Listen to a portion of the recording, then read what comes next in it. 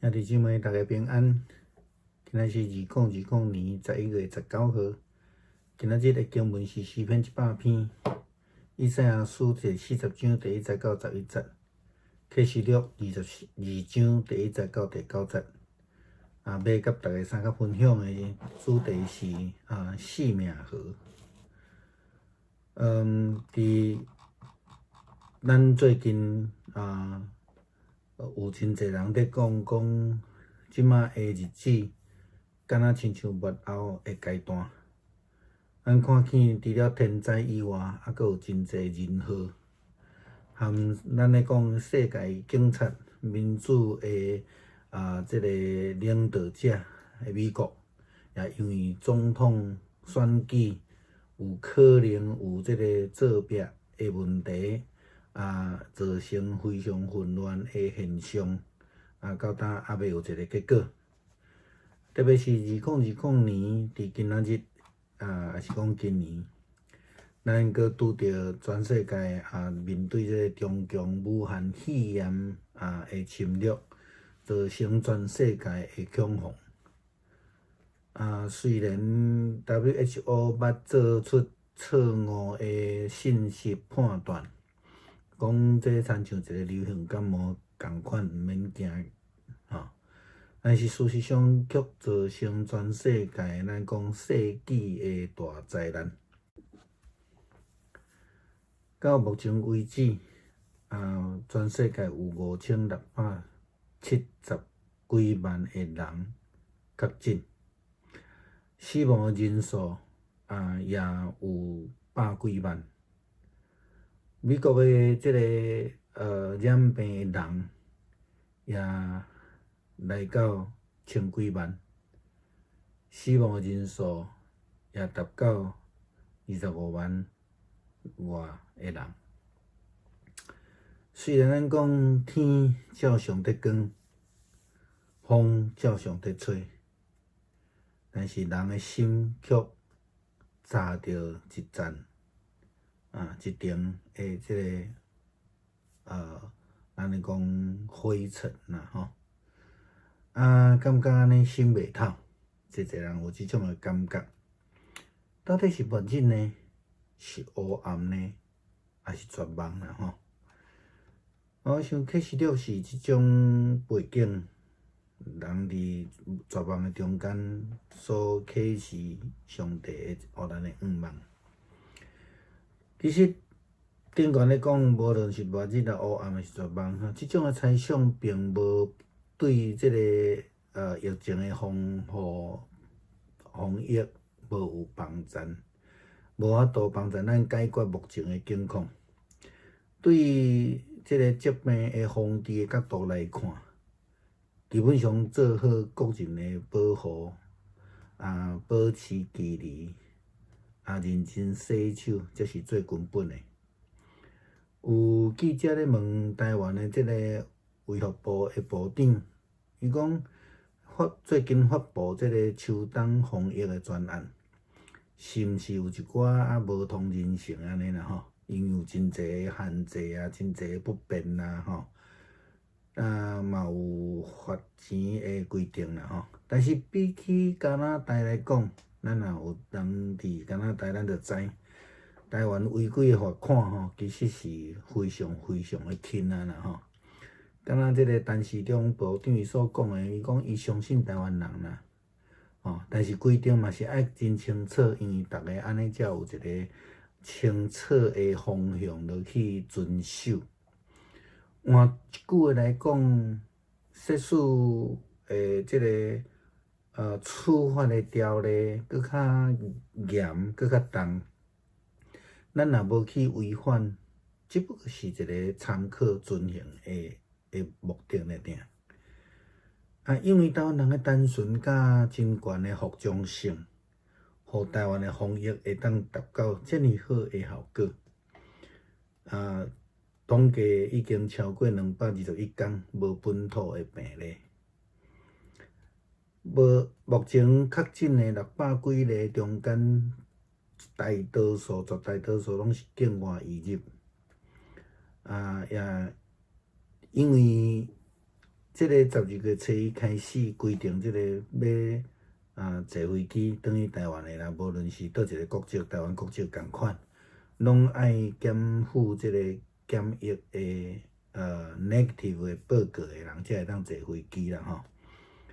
当然有一寡人受影响吼，但是若目睭去看所有全世界的疫情的情形来看，即种的做法确实是确保即个飞机飞行中间的安全，以及台湾境内的安全，所以爱早伫咧外口安尼啦吼。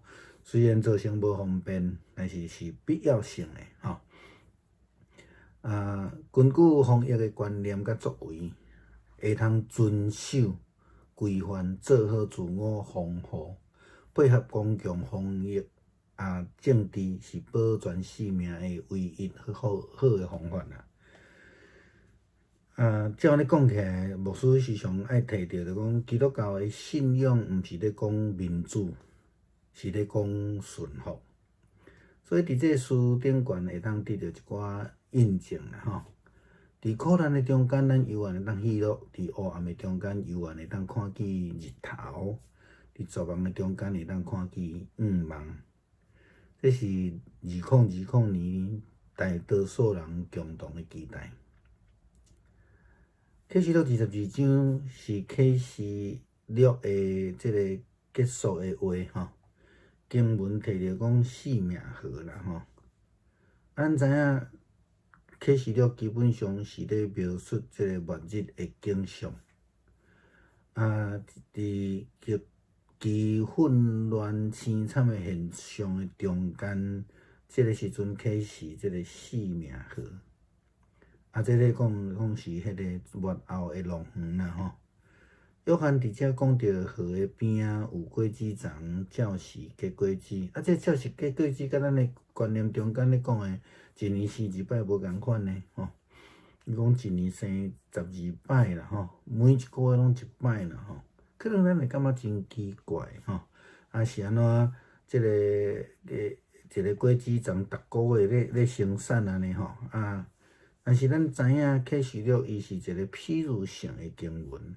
这是咧表达讲，当咱有甲即个生命的来源、生命之河吼，伫末后的爱甸园内底，甲上帝有好的关系，甲生命来源有好的关系，有即个河水的营养，有遵行生命的规范，安尼咱的生命就会真旺啦吼，会结实济济啦吼。经文咧讲我紧紧到收即本册参悟的话人有福气。圣经真清楚甲咱讲。这互牧师会想到讲诗篇第1篇第1节的经文安尼讲：无行歹人的计谋，无行罪人的路，无做侮慢人的位，即个人有福气。因所欢喜就是耶和华的律法，明日三思的也是伊的律法。伊要亲像树栽伫溪边，照时结果子，伊的叶也干去，伊所做的一尽形通。咱注意甲看讲遐会去染病人，基本上就是无遵守着防疫的规定。伊感觉安尼真有鲁屎，无爱挂喙染，伊爱有自由，伊爱真欢喜去甲人聚会聚集，甲坐真近，咱做伙，咱要会当得到活命，保存活命，咱会通伫上帝面前，互伊欢喜，会当进入伫迄个末后的爱甸园，栽伫即个4命河的边仔，咱必须爱遵行，毋但是遵行即个地面上的规定。都爱遵行上帝的律法，甲伊的规范。弟兄姊妹平安，今天是2020年11月19号。今天的经文是诗篇100篇，以赛亚书40章第1到11节，启示录第22章第1到第9节。今天要跟大家分享的主题是生命河。有很多人都说现在的时刻，现在的日子很像是末后的日子的阶段。我们看到除了天灾啊，还有人祸，就连世界，我们说世界警察哈，民主的表率的国家，美国现在也因为总统选举这种舞弊的疑云哈，造成极为混乱的现象，到现在还没有一个结果。特别我们在2020年的今年有遇到的中共武汉肺炎的肆虐，也造成了全世界的恐慌。即便WHO 曾经放出错误的讯息，指出说这个只是一个如同流行感冒一样不值得惊恐，可是但事实上呢，却造成了世纪的大灾难。其实目前昨天这个11月19日为止，全世界有5670几万的人确诊，死亡的人数也超过这个135万多哈。光是美国确诊的人数也来到了这个1160多万哈，那死亡的人数也达到这个25万人之多哈。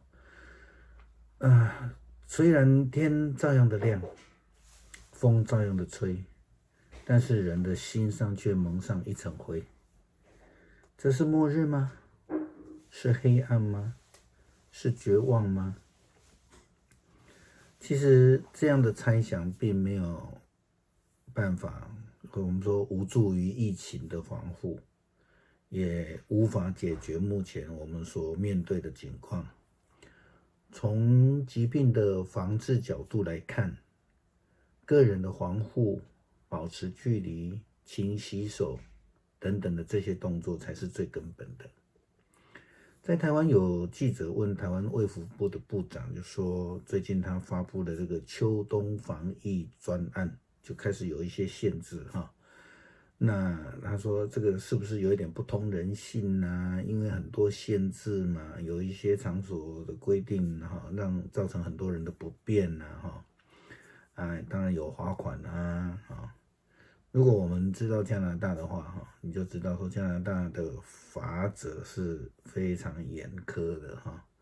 那台湾的违规罚款其实只是 piece of cake 非常轻的哈。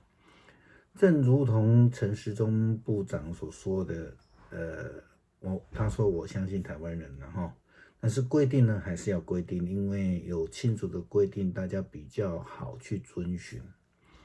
那换句话说，这些比较严苛的，或是说比较紧缩的一些法则或是规范呢，如果我们不去违反的话，只不过是参考跟执行遵循用的。那也因为台湾人的单纯与高服从性，使得台湾的防疫能够达到这么好的一个水准哈，好的效果。目前已经超过221天没有本土病例。在台湾目前确诊当中的600多例，绝大多数都是境外移入。因为这个秋冬的防疫的新的规定所以这个12月1号开始就规定说，要搭飞机回台的，无论你是哪一个国籍台湾国籍的也是一样，都必须要减负检疫阴性的报告才能搭机。当然受到的影响的这些人极多哈，但是看看全世界目前的疫情来看，这个举动其实是在确保整个的飞航安全以及台湾境内的防疫的安全。所以根据这个防疫的观念跟作为来说了哈，能够遵循规范做好自我防护，配合公共防疫政策是保全性命的唯一良方。生命 OK。 那看来牧师常常提到的基督教信仰不讲求民主，是讲求顺服，在这件事情上面似乎可以得到印证。在苦难当中我们仍然能够喜乐，在黑暗当中我们仍然存着盼望，在绝望当中，我们能够看到希望。大概这是2020年大多数的人共同的期待。启示录22章是启示录的结语哈。经文提到的生命河，好像是这个末后的乐园里面的生命河。但我们不要忘记，启示录其实是在描绘末日的景象，是极为混乱、凄惨的现象。此时启示录当中里面的生命河是在讲一个很重要的预言。约翰谈到了河的两旁种的果树都按时结果子，跟我们一般的概念的结果子是不太一样的哈。我们1年1收，可是他不是，他说1年12次，每个月1次。或许这种说法我们会觉得怪怪的哈。但是记得启示录的经文是一种隐喻的经文，它有它表达的意思。那意思就是说，表达出了生命的连结啊。当然，这些果树呢，跟河水都有紧密的关系。我们说这是末后的乐园里面的生命之河。那这个生命其实代表上帝给我们的生命，借着河水给我们的营养，有遵循生命的规范，然后这样的生命才能够旺盛，然后结实累累，不但是照实结果子，而且是更丰盛的。经文这样说：看吧，我快要来，末后啊。那遵守这书上预言的人有福了，就在讲这些河边的果树。正如同诗篇第1篇第1节的经文也这样子告诉我们：不从恶人的计谋，不占罪人的道路，不做亵慢人的座位，唯喜爱耶和华的律法，昼夜思想，这人便为有福。他要像一棵树栽在溪水旁，按时候结果子，叶子也不枯干，凡他所做的尽都顺利。许多染病的人就是因为不遵守防疫的规定，他们过分追求民主，过分追求自由，喜欢欢乐，追求愉快的生活，常常去与人相聚却不保持距离，还要hug一下，或不戴口罩等等的哈。不遵守规范时，他们让自己陷入在这种很危险的境界。基督徒不但是要遵守这些世界的规范，更要遵守上帝的诫命。我们这样才能进入末后的乐园，被栽在这个生命河的旁边。